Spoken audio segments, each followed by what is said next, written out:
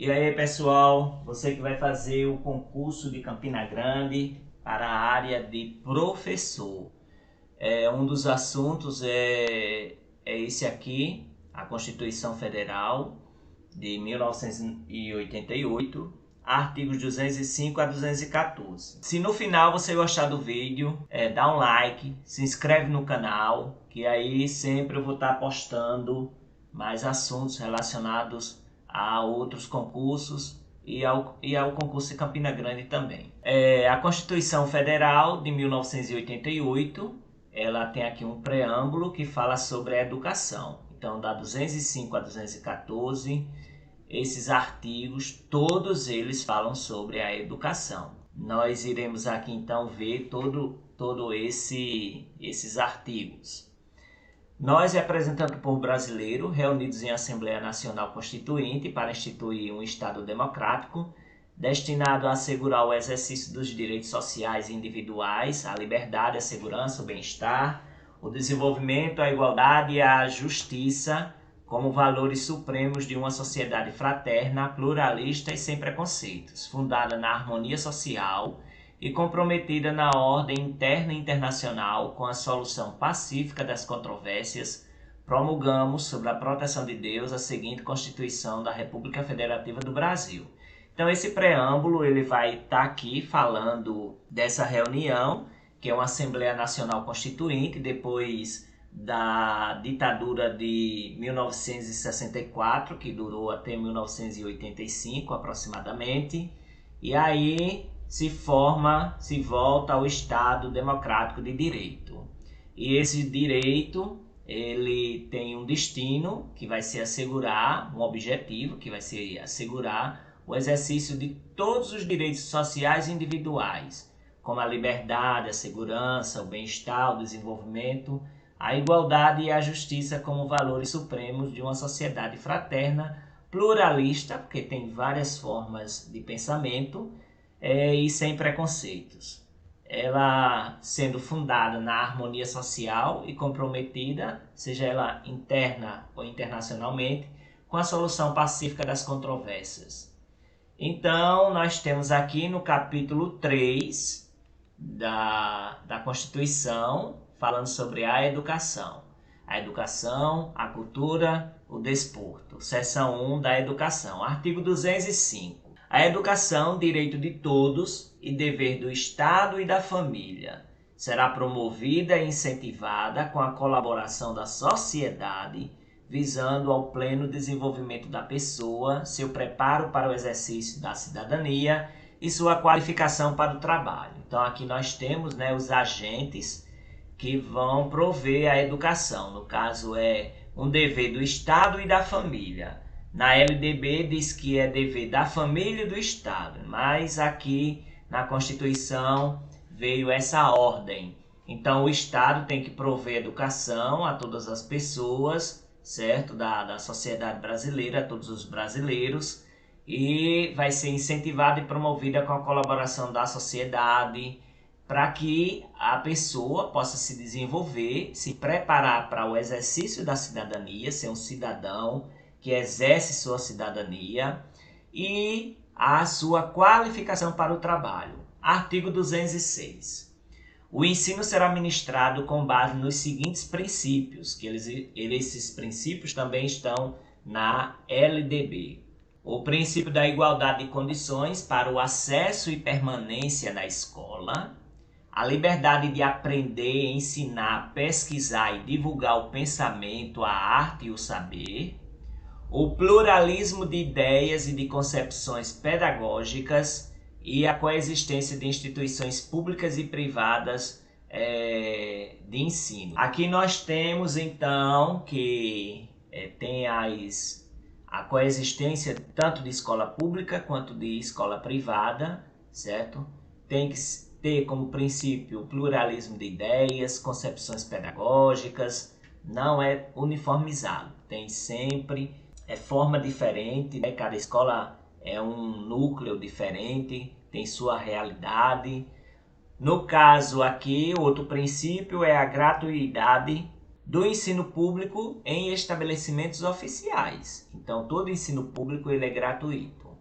A valorização dos profissionais da educação escolar, garantidos na forma da lei, planos de carreira com ingresso exclusivamente por concurso público de provas e títulos aos das redes públicas. Então essa redação ela foi colocada como emenda no ano de 2006.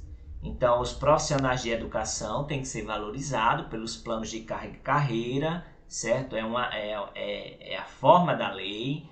E eles só podem fazer isso nas redes públicas, ser professor na rede pública, quando passa por concurso público de provas e títulos. Então, sem esse concurso, não tem como ser professor da rede oficial, né, da rede pública de ensino.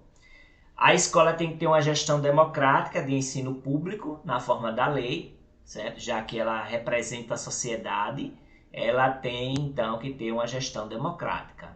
A garantia de padrão de qualidade, quando a educação tem que seguir esse padrão de qualidade para que todos os alunos possam ter o mínimo de conhecimento adquirido. O piso salarial profissional nacional para os profissionais da educação escolar pública, nos termos da lei federal, que aconteceu em 2006, que tem esse piso salarial dos professores, certo? Então é uma lei federal, foi uma emenda à Constituição. E temos um parágrafo único.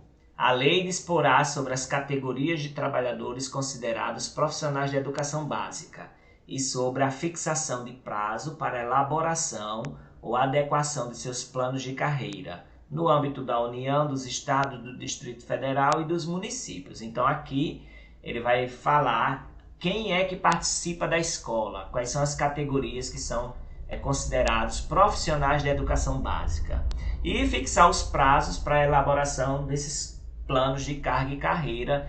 E também foi feito a ideia de valorização do profissional de educação com o plano de carga e carreira. No artigo 207, as universidades vão gozar de autonomia didático-científica, administrativa e de gestão financeira e patrimonial, e obedecerão ao princípio de indissociabilidade entre ensino, pesquisa e extensão. Então aqui nós temos que a universidade ela tem autonomia, tanto administrativa, ela recebe aquele dinheiro para ela aplicar onde ela achar necessário, tanto didática quanto científica, gestão financeira, patrimonial, mas ela tem que obedecer a esse princípio de indissociabilidade, ou seja, não pode ter somente ensino e pesquisa, tem que ter ensino, pesquisa e extensão. Então, esses três pilares da universidade, da educação superior, estão aqui nesse artigo 207. Olha aqui mais, parágrafo 1º, é facultado às universidades admitir professores, técnicos e cientistas estrangeiros na forma da lei. Então, as universidades podem ou não admitir professor, técnico, cientista estrangeiro, certo? Então, se a universidade quiser, senão ela valoriza o professor brasileiro. No parágrafo 2º, disposto nesse artigo, vai se aplicar às instituições de pesquisa científica e tecnológica. Então, nessa questão aqui é mais voltada à pesquisa científica e tecnológica. No artigo 208, diz: o dever do Estado com a educação será efetivado mediante a garantia de alguns parâmetros, né? Então, vai ser o dever do Estado com a educação. Ele vai ter que dar educação básica obrigatória e gratuita dos 4 aos 17 anos de idade, assegurada inclusive sua oferta gratuita para todos os que a ela não tiver acesso na idade própria. Essa garantia que o Estado tem que ter, porque é um dever, né, o primeiro dever do Estado, tem que ser dada a educação básica obrigatória e gratuita desde a creche até o ensino médio. Creche, aí tem creche pré-escola, né? Tem o ensino fundamental 1 e o ensino fundamental 2 e o ensino médio. Então é assegurado a todo brasileiro. inclusive aqueles que não tiveram a oportunidade de estar na escola, sendo oferecida a EJA à noite ou durante o dia, aqueles que não tiveram acesso na idade própria, também vai ter uma educação gratuita. A progressiva universalização do ensino médio gratuito.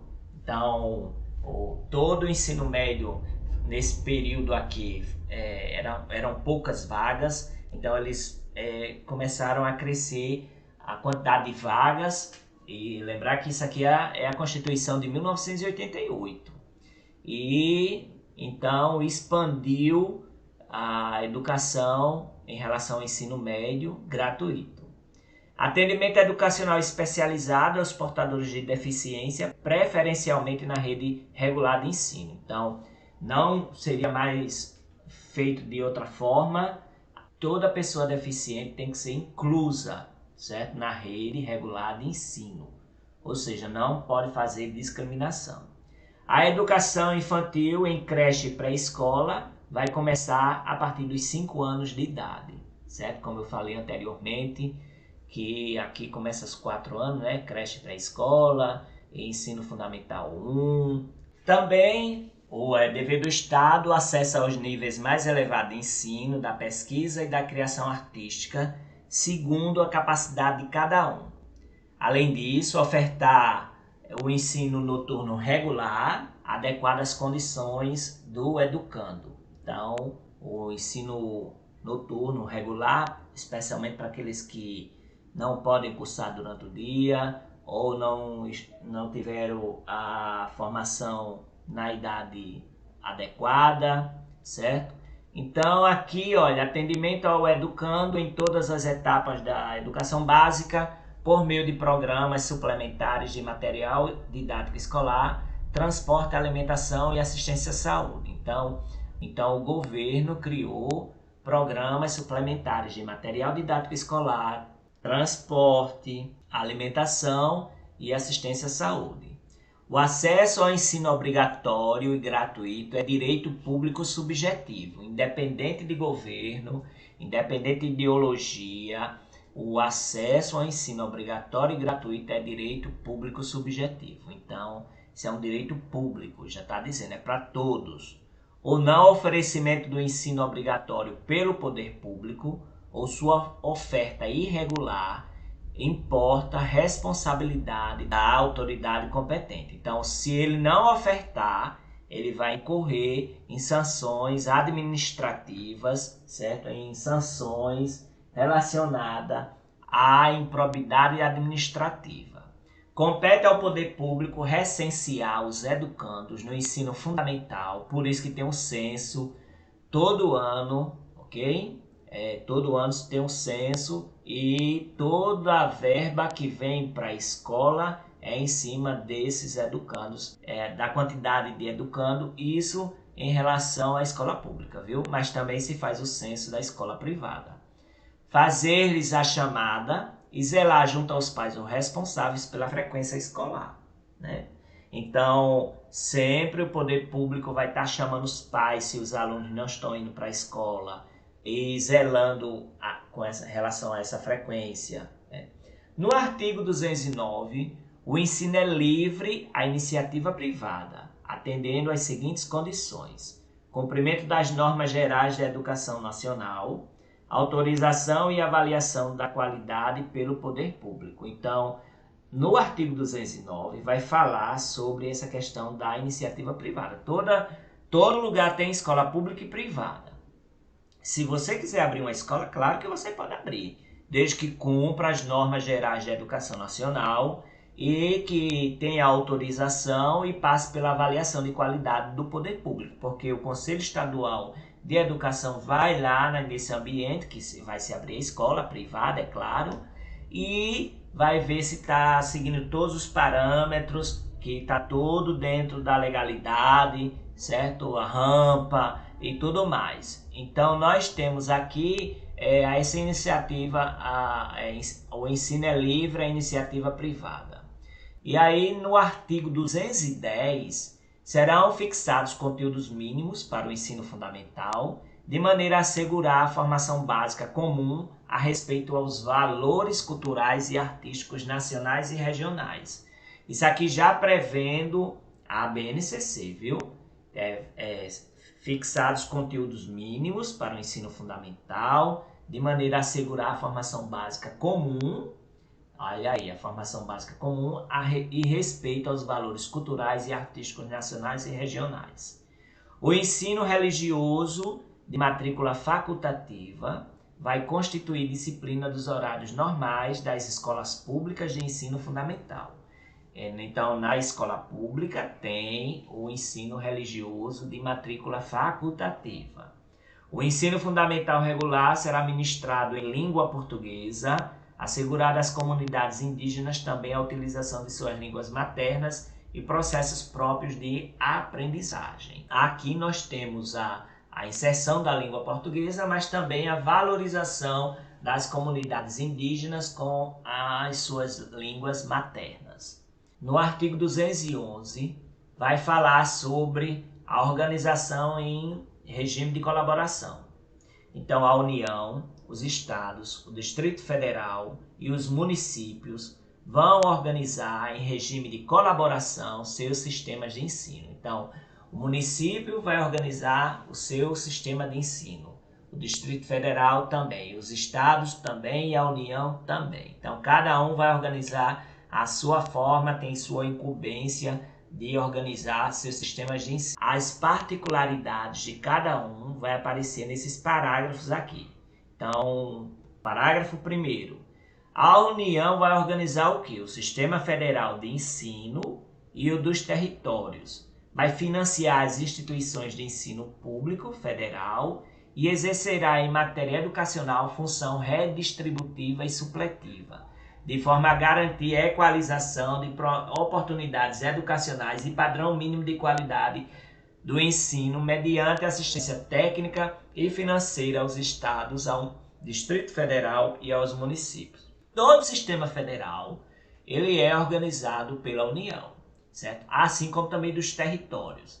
Ele vai financiar as instituições de ensino público federal, vai exercer em matéria educacional a função redistributiva e supletiva, de forma a garantir a equalização de oportunidades educacionais e padrão mínimo de qualidade do ensino, ou seja, todos têm que ter assim a mesma qualidade, tem que ter a mesma oportunidade, certo? Mediante assistência técnica e financeira aos estados. Então, o aporte financeiro da União em relação ao sistema federal vai ser muito grande, também aos estados e ao Distrito Federal e aos municípios.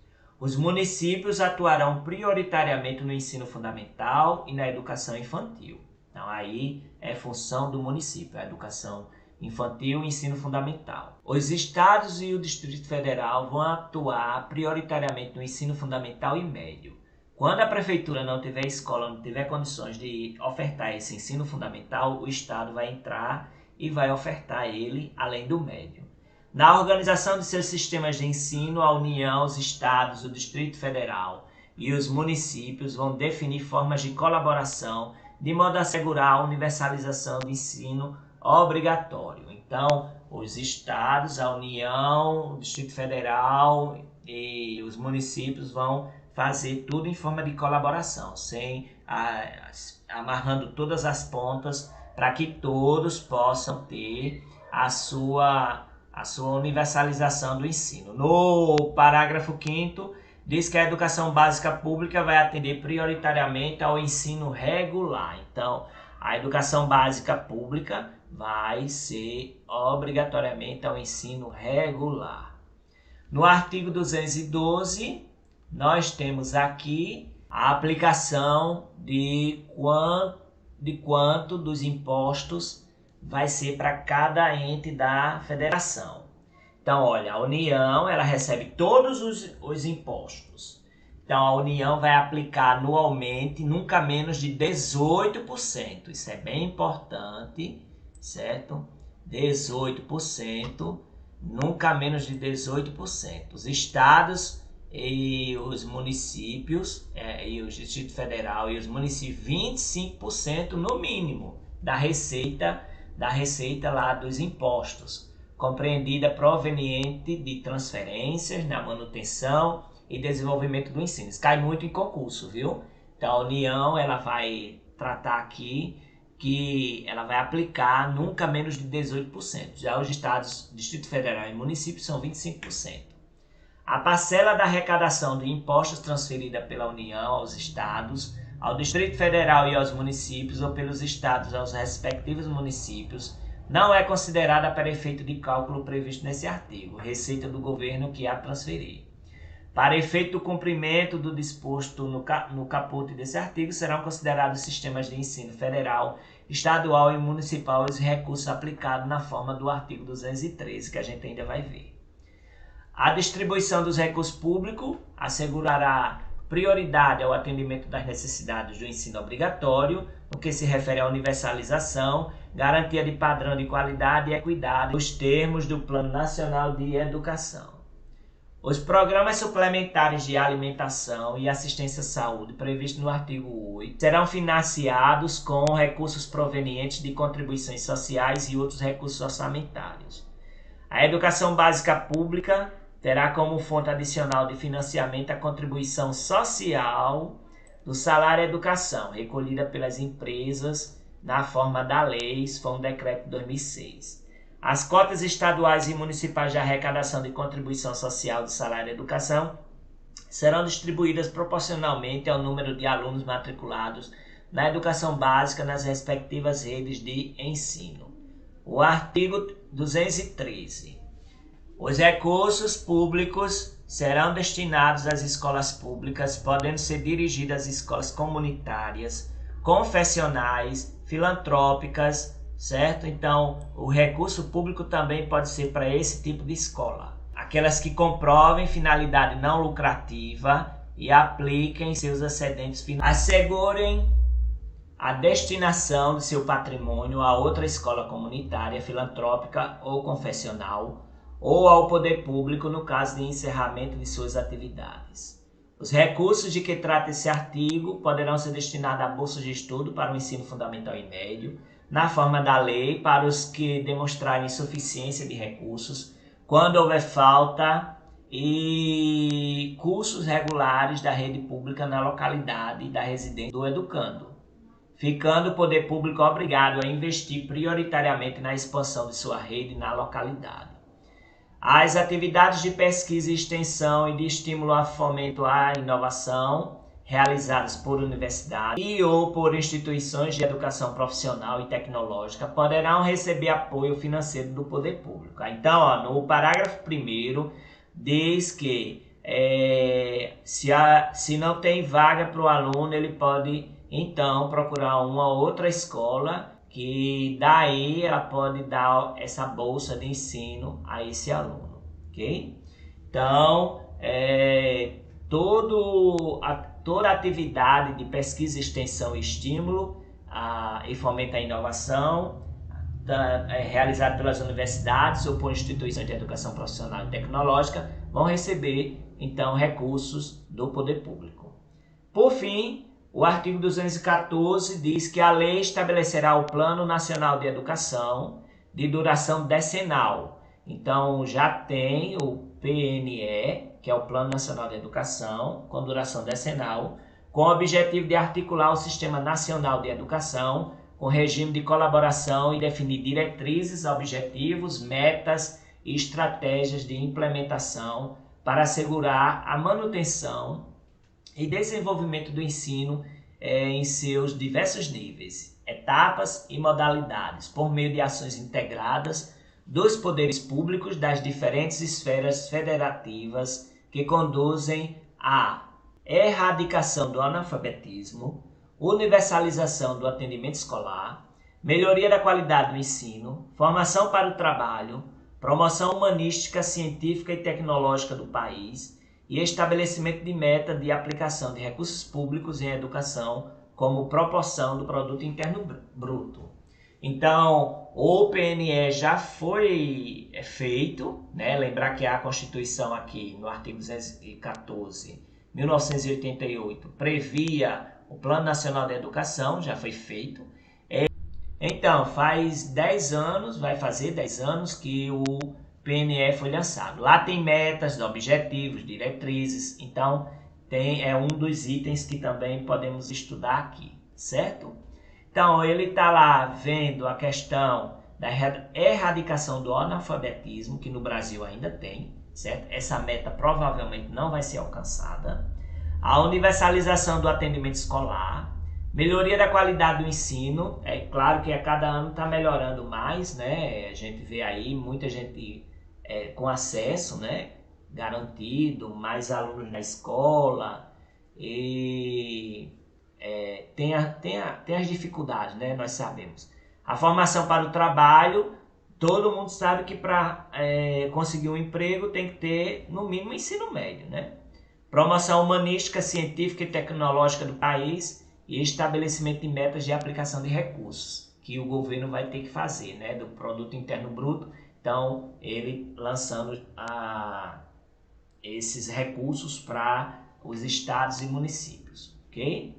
Então, nós temos aqui uma questão do IFPI, a Constituição Federal de 1988, também denominada de Constituição Cidadã, estabeleceu no capítulo 3, especificamente no artigo 206, os princípios que regem o ensino no Brasil. Dentre esses regimes, a gestão do ensino público passou a ser como?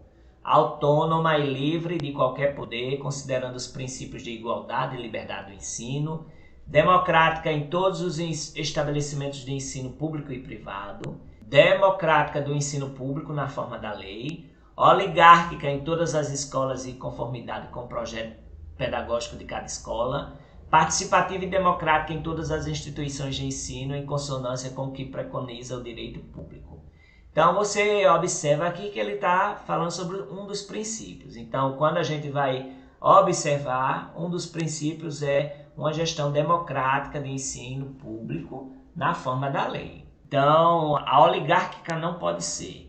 A democrática no ensino privado não acontece de acordo com o que está na Constituição. O que está lá escrito é ensino público. Autônoma e livre de qualquer poder, não é assim. E participativa e democrática, em consonância com o que preconiza o direito público, não está lá escrito dessa forma. Aí, considerando as normas constitucionais sobre a educação, assinale a alternativa incorreta.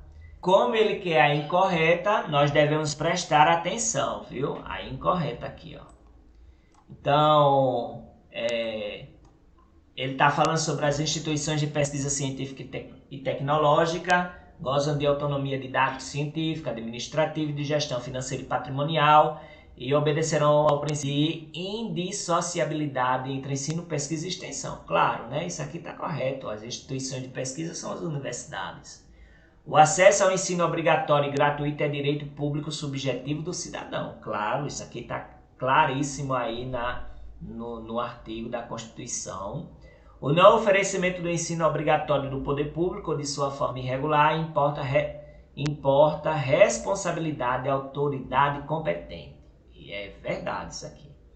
É vedado às instituições de pesquisa científica e tecnológica admitir professores técnicos e cientistas estrangeiros. Não é vedado não, é facultado.